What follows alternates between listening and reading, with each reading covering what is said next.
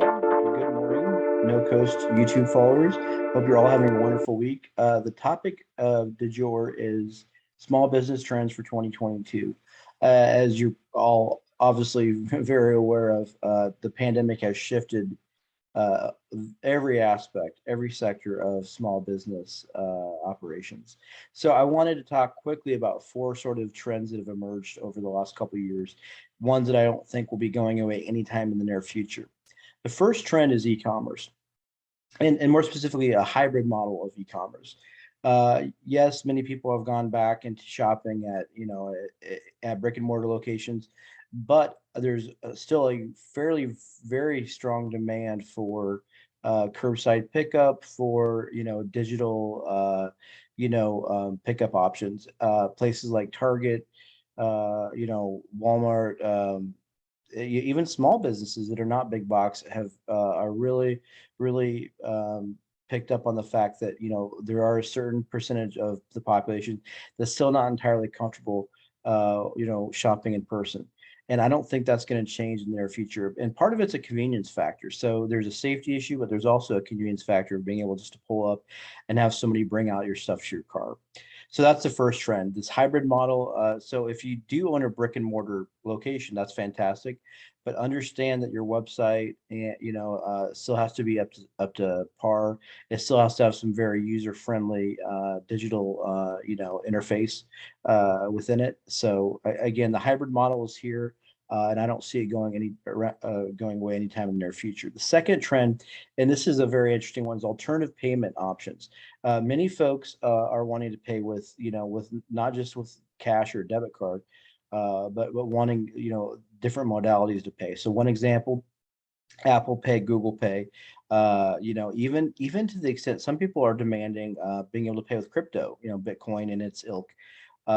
That is something that small businesses are quickly waking up to, that they might need to be set up to take, Square, PayPal, Venmo, other, again, alternative e-commerce or e-commerce forms of currency. So that's the second trend, being open and willing to take various forms of payment, not just strictly cash and or credit cards, debit cards. The second one is digital and virtual services are highly in demand. One of the biggest silver linings of this whole pandemic has been that the remote talent, the option to access remote talent has never been higher. If you're looking for the best of the best, you can hop on. You're not landlocked by geographic boundaries.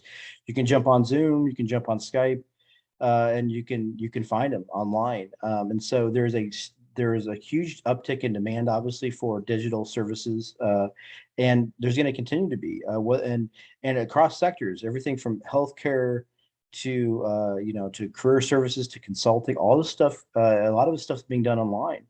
And so that's the third trend I'm seeing, is a sort of stasis and a strong you know trend towards remote service industry opportunity. Last but not least, remote work. Again, it kind of dovetails with the third trend, but small business owners need to be very attuned that folks want the flexibility to work from home at least a few days a week. But in general, remote work is not going anywhere.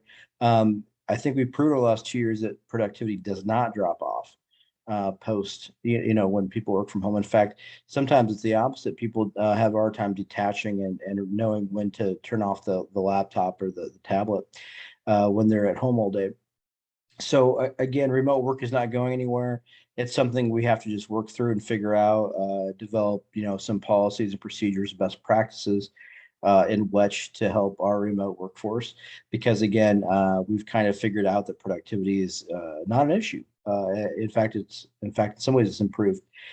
So again, just to recap the four trends: e-commerce, the hybrid model. Got to make sure that even if you're a brick and mortar primarily, operation, you still have to have that shipping, doorstep, curbside options. All those things have to be done. The second one is being open and willing to take alternative forms of payment, whether it be again Venmo, PayPal, some even really non-traditional ones like Bitcoin and other cryptos.